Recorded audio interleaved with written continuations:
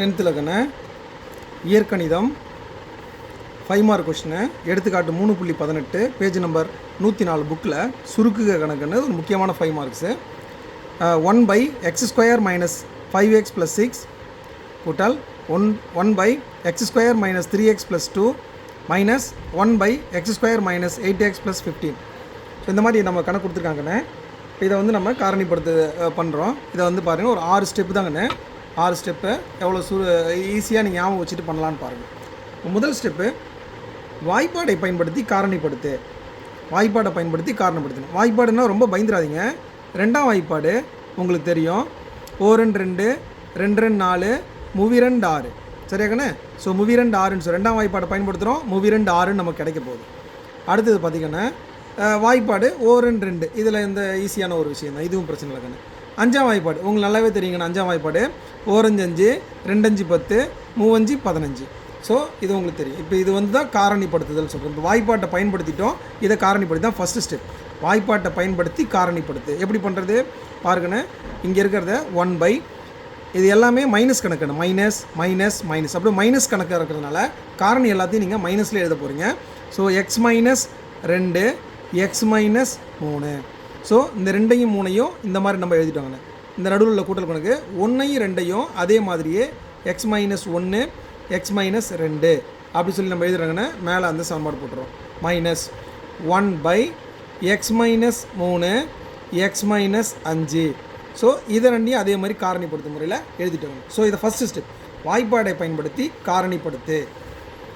ரெண்டாவது ஸ்டெப்புக்குன்னு இருப்பதை மறைத்து இல்லாததை எழுது. அதாவது இருப்பதை மறைத்து இல்லாததை எழுது. அது என்ன சார்? அது முதல்ல காரணி. இப்போ வந்து மீசிமா கண்டுபிடித்தல்னா பகுதி எல்லாத்தையும் நம்ம ஒரு முறை வர்ற மாதிரி இந்த காரணம் எழுதிக்கணும். உதாரணத்துக்கு பாருங்கண்ணே, x - 1 x - 2 x - 3 x - 5 இது அப்படியே வரிசையாக அங்கே எழுதிக்கணும். x - 1 x - 2 x - 3 x - 5. So இங்கே இருக்கிறது எல்லாத்தையும் எழுதிட்டேன். இது ரெண்டும் ரிப்பீட் ஆகுது, அதனால் நம்ம விட்டுருக்கோம். மொத்தம் இங்கே 6 காரணி இருக்குது. 4 காரணி எழுதிட்டேன். 2 காரணி ஏன் எழுதலைன்னா இது ரிப்பீட் ஆகுது, அதனால் நான் எழுதலை. ஸோ அதை மாதிரி நீங்கள் மனசில் வச்சுக்கோங்க. எல்லாத்தையும் நீங்கள் எழுதணும், ரிப்பீட் ஆகக்கூடாது.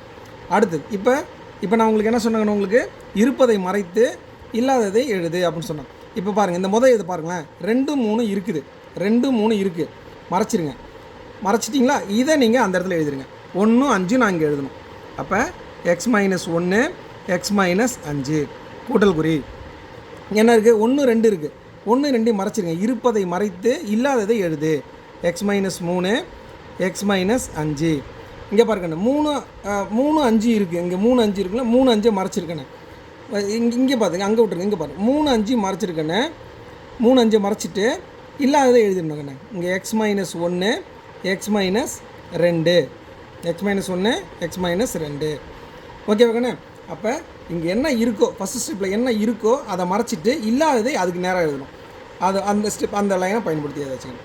அடுத்தது 3வது லைன் பார்த்திங்கன்னா, கூட்டியும் 3வது மேலே மீண்டும் இருபடி சமன்பாடாக மாற்றணும். மேலே மறுபடியும் இருபடி சமன்பாடாக மாற்ற போகிறாங்கண்ணே. மேலே உள்ளதை மறுபடியும் இருபடி சமன்பாடாக மாற்ற போகிறோம். இதான் 3வது step. பாருங்கண்ணே, x - 1 x - 2 x - 3 x - 5 இது அப்படியே வச்சுட்டு இப்போ மேலே வந்து இருபடி சமன்பாடாக மாற்ற போகிறோம். அது பாருங்கண்ணே, ரொம்ப ரொம்ப எளிமையாக பாருங்கண்ணே. இங்கே பாருங்கண்ணே, மேலே எப்படி மாற்றுறது பாருங்கண்ணே. இப்போ 1 2 இருக்குது, 1 2 இந்த இடத்துல இருக்குது. அதை இருபடி சமன்பாடாக மாற்ற போகிறோம். இங்கேருந்து நான் போட்டு போகிறேங்கண்ணே. 1 2 இருக்குது. 1 2 இந்த வாய்ப்பாட்டில் நம்ம பயன்படுத்தணும் பார்த்துக்கணும். 1 2 எங்கே பிரித்தோம்? இந்த சமன்பாடு தானே பிரிச்சிருக்கோம். இதை அப்படியே இந்த இடத்துல எழுதிருக்கேன். x² - 3x + 2 பிரிச்சுட்டுமாக்கண்ணே. அதே மாதிரி இங்கே வந்திருக்கண்ணே, 3 5 இருக்குது. 3 5 எப்படி இருபடி சமன்பாடாக மாற்றுறது? 3 5 உள்ள வாய்ப்பாடு எங்கே இருக்குது? இங்கே இருக்குது. இதை அப்படியே எழுதிருக்கேன். x² - 8x + 15 எல்லாமே ஒரு அடைப்புக்குறி போட்டுருங்க. சரியாக்கண்ணே. அடுத்தது இங்கே வரக்கூடிய இந்த கூட்டுக்குறியை போட்டுட்டேன். இப்போ தான் நீங்கள் இங்கே ஒன்று கவனிக்கணும். 1 5 இருக்குது. 1 5 நம்ம வாய்ப்பாட்டில் எங்கேயுமே வராது. இப்போ 3 5 வந்துச்சு, இந்த இதை எழுதிட்டோம். 1 2 வந்துச்சு, இதை எழுதிட்டோம். அப்போ இதை தான் இங்கே எழுத போகிறோம். ஆனால் இங்கே மாறி வந்திருக்கு. ஸோ 2 மாறி வந்துருச்சு. அப்படிங்கிறனால நீங்கள் என்ன பண்ணுங்கள், இந்த சமன்பாட்டை தான் நீங்கள் எழுத போகிறீங்க. x² மைனஸ்லாம் வந்துடும். ஆனால் இந்த நம்பரை மட்டும் மாற்றிருக்கணும். 6x இங்கே போட்டுருக்கணும், +5 இங்கே போட்டுருக்கணும். அப்போ தனி உறுப்பு, இந்த மாறிலி உறுப்பை இங்கே வச்சுருக்கேன். இந்த -5 வந்து இங்கே ப்ளஸ்ஸாக போட்டுருங்க. அதாவது குறியில் மாற்றல. இந்த சமன்பாடு வந்து மைனஸ் ப்ளஸ் தான் அடுத்தடுத்து வருது, மைனஸ் ப்ளஸ் தான் வருது. நம்பரை மட்டும் சேஞ்ச் பண்ணிட்டு, ஏன்னா அங்கே மாறி வந்துருச்சு. அதனால் இந்த சமன்பாட்டில் நம்ம பயன்படுத்தும் போது மாறி வந்துருச்சு, நம்ம மாற்றி போட்டுறோம். அவ்வளோதான், நம்பரை மட்டும் மாற்றி போட்டுறோம். ஸோ இப்படி நமக்கு வந்துருச்சு. இது 3 ஸ்டெப்பு நம்ம பண்ணிட்டோங்க. இப்போ இதுக்கு கீழே 1 2 3 ஸ்டெப்பு போட்டோம் இல்லைங்களா, 1 2 3 ஸ்டெப்பு போட்டோம். இப்போ 6வது ஸ்டெப்பு நான் கீழேருந்து போடுறேன். 6வது ஸ்டெப்பும் 5ம் 4ம் இப்படி நம்ம ஃபுல்லாக பண்ண போகிறோம். ஸோ இப்போ 6வது ஸ்டெப் என்ன வந்திருக்கு, இப்போ என்ன வரப்போகுதுன்னு பாருங்கள். இதில் ஒத்தப்படை அதிகமாக இருக்குது, அதுதான் நமக்கு ஆன்சராக வரப்போகுது. ஒற்றைப்படை அதிகம், அதனால் ஆன்சர் x-1 x-3 x-5 ஒற்றைப்படை தாங்க நான் ஆன்சரு. அடுத்தது இதை வந்து கீழே காரணி போட்டோம் ஒற்றைப்படை ஆன்சர்னு சொல்லி இந்த இலக்கத்தை மட்டும் கூட்டுக்கணும். 5 3 8 8 1 9 அப்போ x-9 அப்படிங்கிற மேலே காரணி எதிர்க்கணும். இதான் வந்து விடை ஆன்சர். விடை ஆன்சர் ரொம்ப ரொம்ப ஈஸி. ஒற்றைப்படை இந்த இலக்கத்தை கூட்டி மேலே எழுதுதல், இதுதான் வந்து 6வது ஸ்டெப்பாக இருக்கும். அப்படியே இதுக்கு மேலே உள்ள ஸ்டெப் என்ன பாருங்கண்ணா, இதில் 1 2 3 5 இருக்குது, இங்கே 1 3 5 தான் இருக்குது. அப்போ எதை நம்ம விட்டுட்டோம், ரெட்டைப்படையாக இருந்த காரணியை விட்டுட்டோம். அந்த ரெட்டைப்படை காரணியை மேலையும் கீழையும் சேர்த்து அடிச்சிருங்க. x-1 x-2 x-3 x-5. So இப்போ என்ன பண்ணிட்டேன், இல்லாத அந்த ஏற்கனவே உள்ள சேர்த்துட்டு இதை மேலேயும் நான் சேர்த்துக்கணும். சேர்த்துட்டு இங்கேருந்து தான் எழுதுகிறேன். அதாவது இங்கே இருக்கிறத நான் எழுதிட்டேன் 1 2 3, இந்த 1 2 3 சேர்த்தேன். இல்லாததை இங்கே சேர்த்துட்டேன், அதை மேலேயும் எழுதிட்டேன்.